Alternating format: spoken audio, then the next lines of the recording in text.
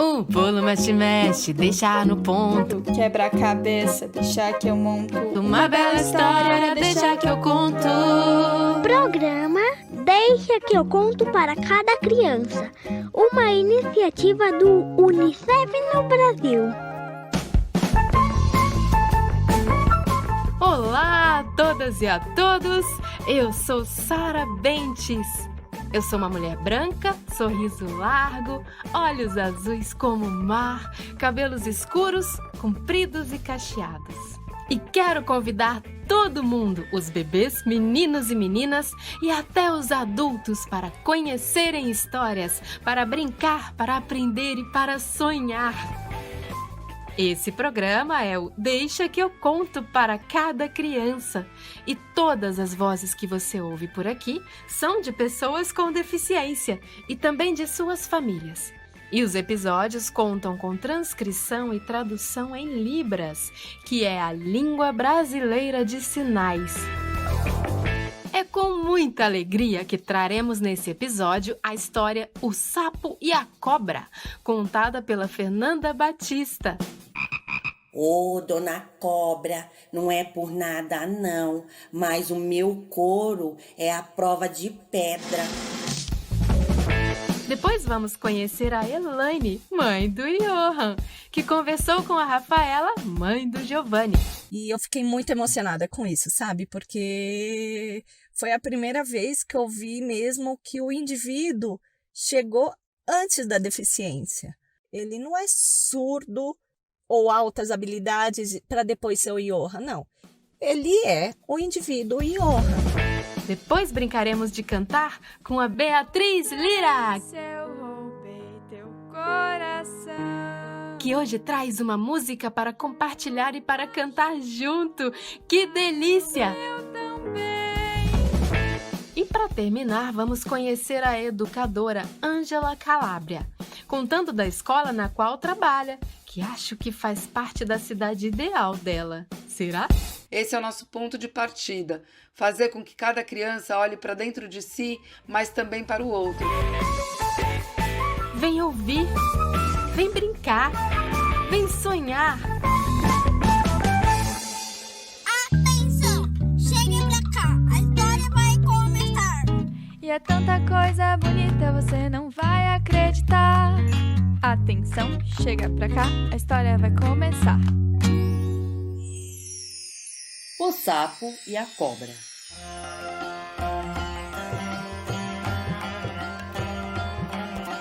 Vivia em um rio um sapo grande de enorme bocarra e olhos brilhantes. Todas as manhãs gostava de exibir seus enormes saltos de uma pedra para outra. E quando viu uma mosquinha,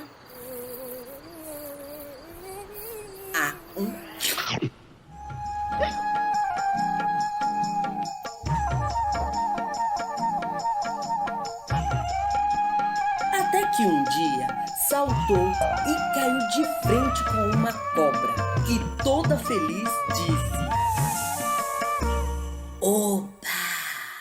Meu café da manhã, sapinho, eu vou te comer. O sapo ficou com os olhos estatelados, mas pensou e disse: Ô, dona Cobra, não é por nada não. Meu couro é a prova de dente. A cobra ficou nervosa e disse: Eu vou te jogar em uma pedra. Ai! O sapo pensou e disse: Ô, dona Cobra, não é por nada não, mas o meu couro é a prova de pedra. A cobra se irritou e disse: Então eu vou te jogar no fogo. Ui! O sapo pensou e disse: Ô, dona Cobra, não é por nada não, mas o meu couro é a prova de fogo. A cobra ficou muito brava e disse: Então eu vou te jogar nos espinhos. Eita! O sapo pensou e disse: Ô, dona cobra, não é por nada não, mas o meu couro é a prova de espinhos. A cobra se enfureceu e disse: Então, sapo, eu vou te jogar dentro d'água. O sapo parou, pensou e disse: Ô, dona cobra, não faz isso comigo não. Eu não sei nadar, eu tenho filhos pra criar.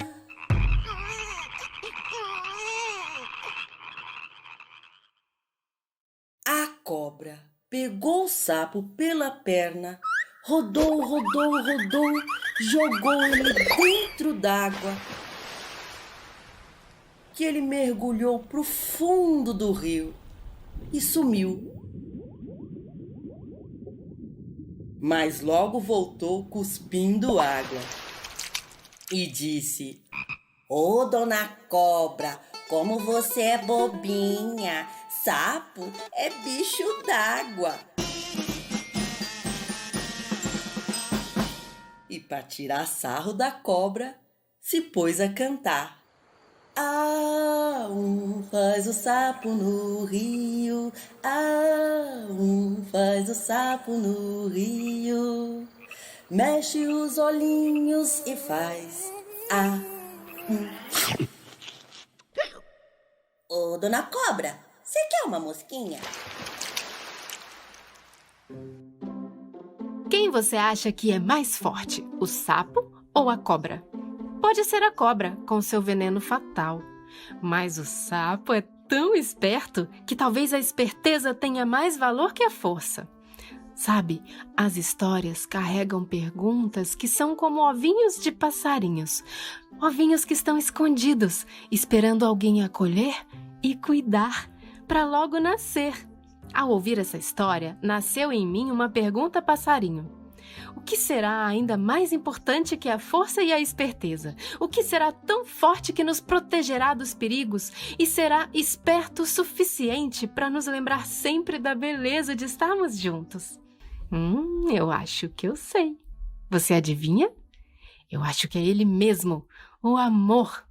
O amor é a maior esperteza do mundo, porque conta pra gente que a gente é mais forte junto do que separado.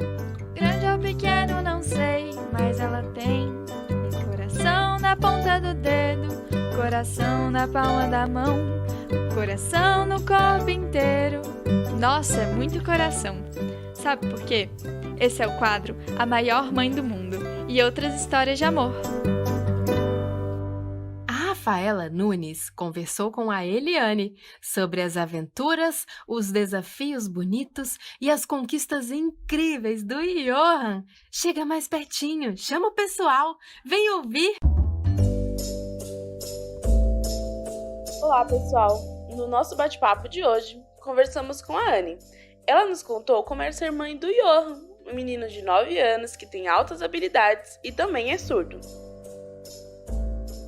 Sou a Elaine, apelido Anne.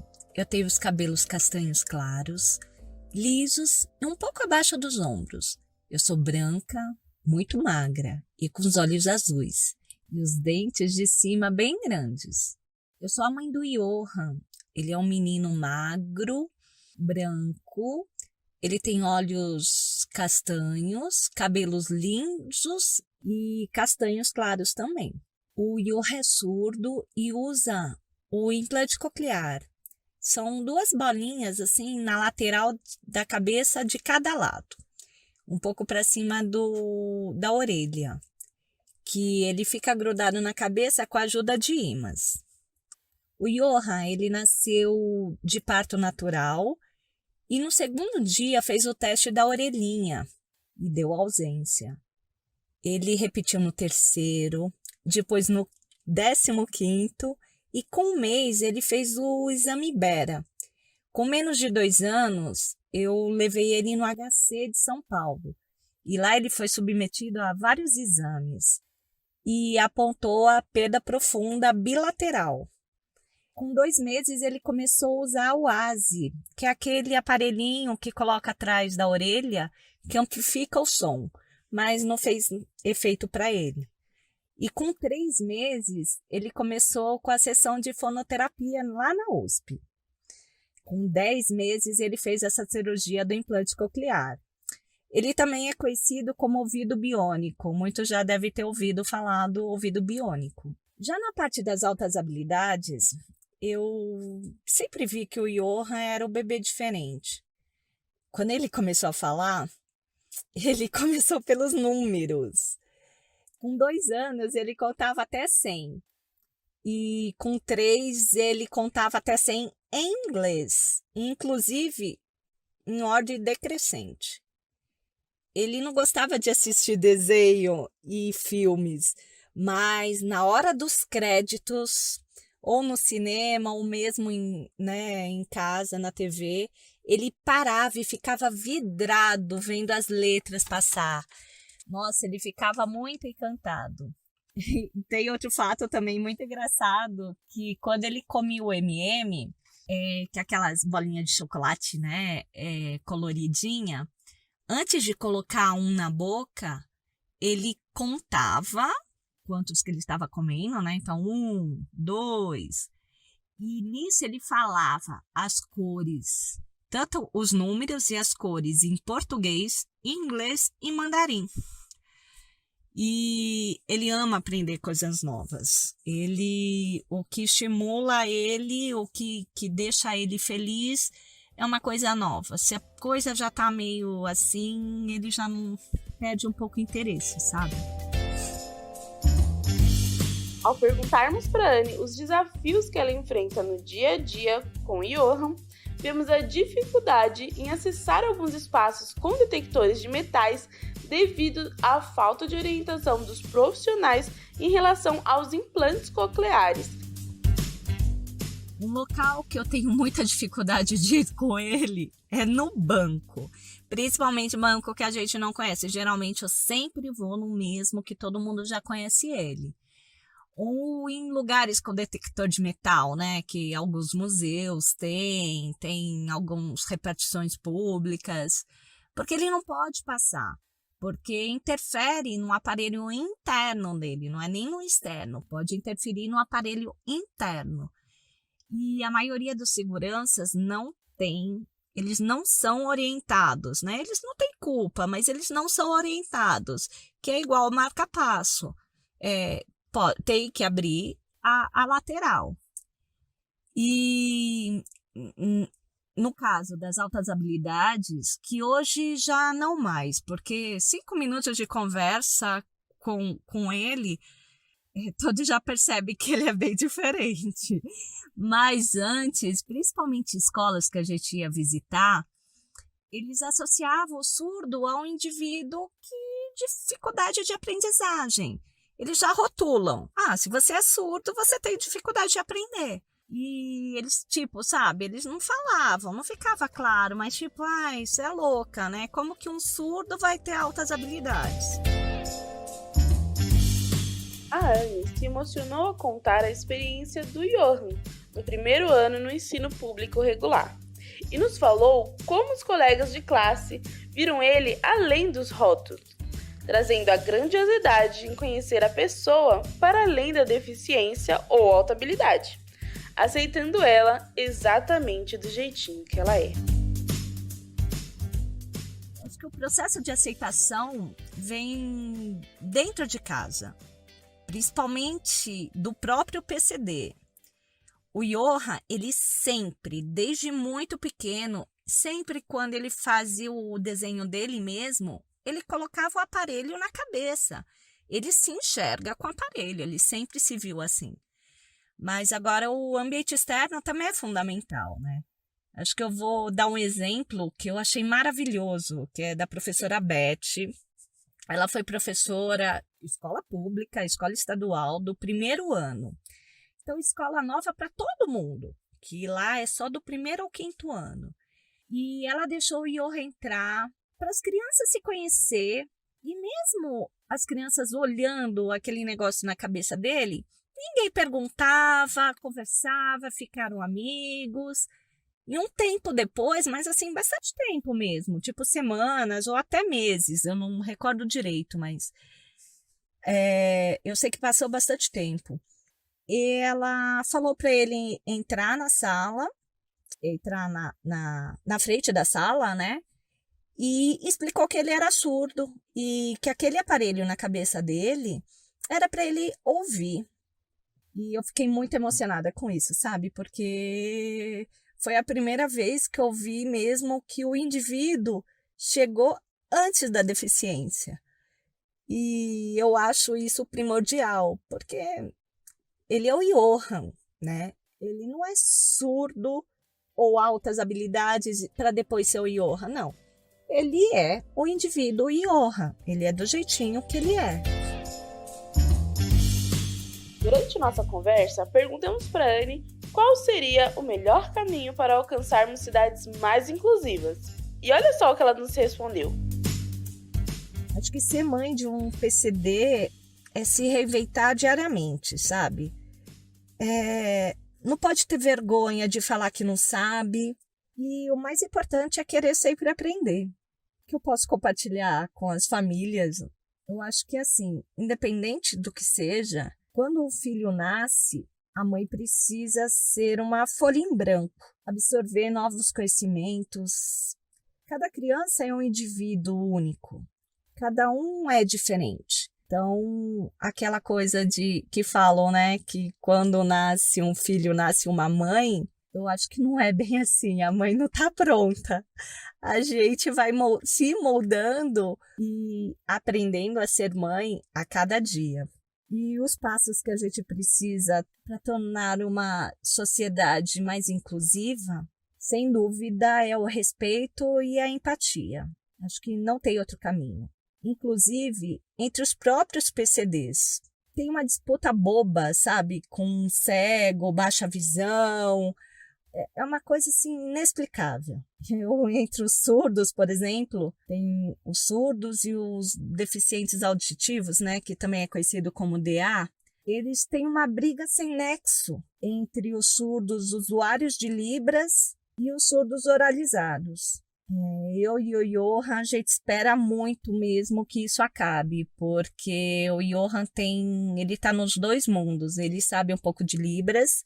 Ele ainda tem dificuldade porque ele saiu da escola de Libras, ele ia fazer 6 anos, ele estudou por 3 anos no ensino infantil e ele conversa numa boa com as crianças, com surdos usuários de Libras e também tem muitos amigos usuários de implante. Então, assim, não pode ter essa divisão, principalmente entre os PCDs. A Anne acredita que o caminho para cidades mais inclusivas é o respeito, mas também nos trouxe a reflexão de não colocarmos os PCDs em caixinhas limitantes, entendendo a importância de adaptar os espaços e ser flexível frente às subjetividades de cada pessoa. Eu acho que o respeito à diversidade é o que a gente mais precisa, sabe, para uma cidade ideal. Eu acho, sim, que a gente precisa de rampa para cadeirantes, mas a gente também precisa de escada para quem é usuário de prótese, porque quem usa prótese na perna tem muita dificuldade de usar rampas. A gente precisa de legenda no cinema, precisa de janelas de Libra, mas também tem que ter cadeiras específicas e um som adequado para usuário de implante coclear. A gente também precisa de cinema com mais claridade e o som mais baixo para pessoas com TEA. A gente não pode colocar todos os PCDs no mesmo saco. Todos são indivíduos diferentes.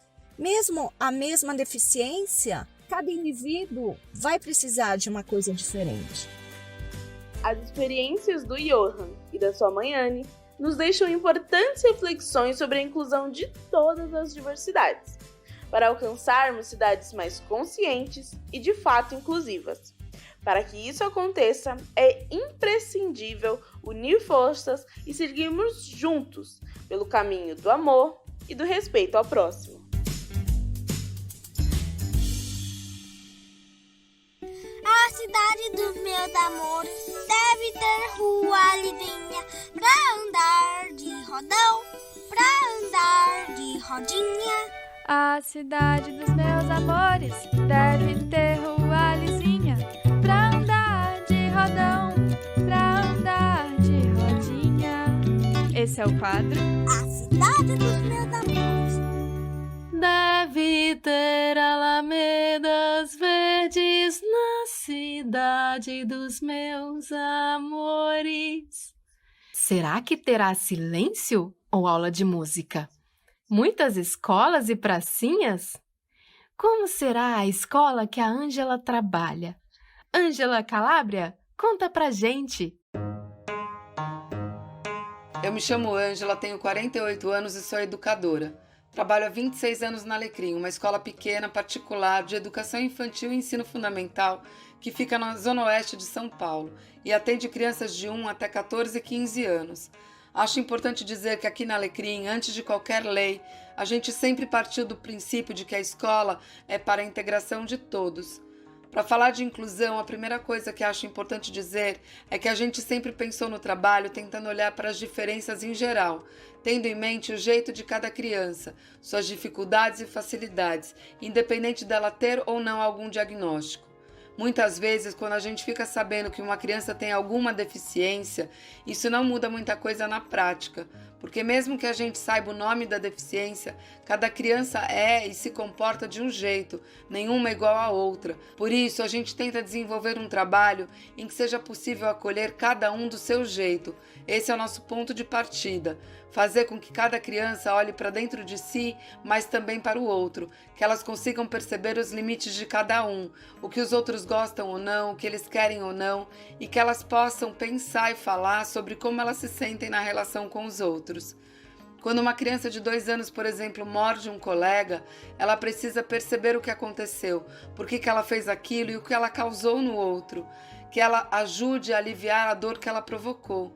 Não só se desculpando, mas fazendo alguma coisa concreta para melhorar aquela situação. Ela pode, por exemplo, passar uma pomada, fazer uma massagem, dar um abraço. Assim, a gente vai criando um sentimento de empatia, que é a nossa capacidade de conseguir se colocar no lugar do outro. E também aprendemos a nos responsabilizar pelo que fazemos, para deixar as nossas relações melhores. Desse jeito, esperamos que as crianças cresçam e consigam ver que a necessidade de um é diferente da necessidade do outro, e assim elas aprendam a respeitar os limites de cada um. É comum, por exemplo, que as pessoas com autismo tenham mais dificuldade para suportar barulho. Então, quando a gente convive, todos que estão à sua volta precisam ajudar a fazer mais silêncio. Esse é um pacto que se faz por aquele que não consegue lidar com o barulho, porque ele faz parte daquele grupo e precisa de silêncio para conseguir ficar. Isso não pode estar na mão de uma pessoa só, mas de toda a coletividade. É responsabilidade de todo o grupo. Pela observação, pelas conversas de todos os dias, a gente vai descobrindo o que cada um precisa. Muitas vezes os desafios são grandes e a gente sabe que não tem manual nem uma resposta pronta. É uma construção que fazemos todos os dias e nesse exercício a gente vai percebendo como as crianças são capazes de encontrar boas soluções, o quanto elas conseguem ser solidárias com as necessidades dos outros. E é por isso que eu acredito que essas crianças que convivem com as diferenças se transformam em adultos melhores, em pessoas melhores que conseguem acolher e incluir mais. De tudo que a escola oferece para as crianças, talvez essa seja uma das coisas mais importantes e bonitas, fundamental para construirmos um mundo mais humano com mais respeito e diversidade. brincar com os olhos, brincar com o corpo, brincar com a voz. Chega mais perto, esse mundo é pra nós. Esse é o quadro, esse mundo é pra nós. Nessa rua tem um bosque. Vamos dizer até já já ouvindo ela, a cantora com a voz mais doce desse mundo. Dentro dele mora um anjo que roubou roubou meu coração. Hoje a gente vai falar sobre dormir. Eu amo dormir. E vocês sabiam que dormir faz muito bem pra gente? Sabe por quê? Porque quando a gente dorme, a gente relaxa nosso corpinho. E aí a gente começa a crescer e ficar mais forte, mais inteligente, mais alto e com muita mais energia pra gente brincar com os nossos amiguinhos. E é por isso que é tão importante a gente dormir. Pra gente ficar assim e a gente crescer mais e mais. É porque te quero bem.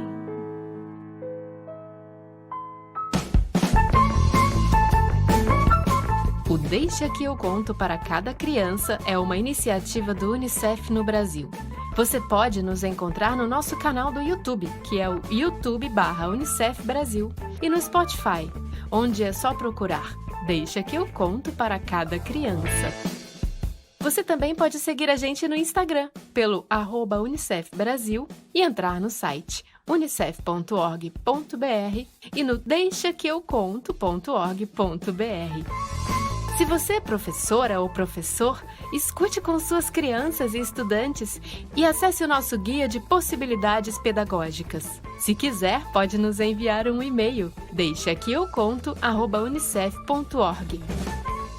Esse programa tem a apresentação de Sara Bentes e é uma criação de conteúdo, redação e produção de Kiara Terra. A direção musical fica por conta de Ângela Coutry. A edição e a direção são assinadas por Emerson Coelho e a sonorização das narrativas por Guilherme Destro.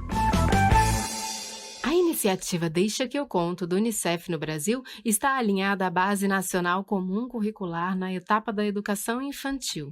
Este programa contemplou os direitos de aprendizagem, brincar, expressar e participar. E os campos de experiências, o eu, o outro e o nós, escuta, fala, pensamento e imaginação. E corpos, gestos e movimentos. Pulo, mexe, deixar no ponto. Quebra a cabeça, deixa que eu monto. Uma bela história, deixa que eu conto. Programa Deixa Que Eu Conto para Cada Criança. Uma iniciativa do Unicef no Brasil.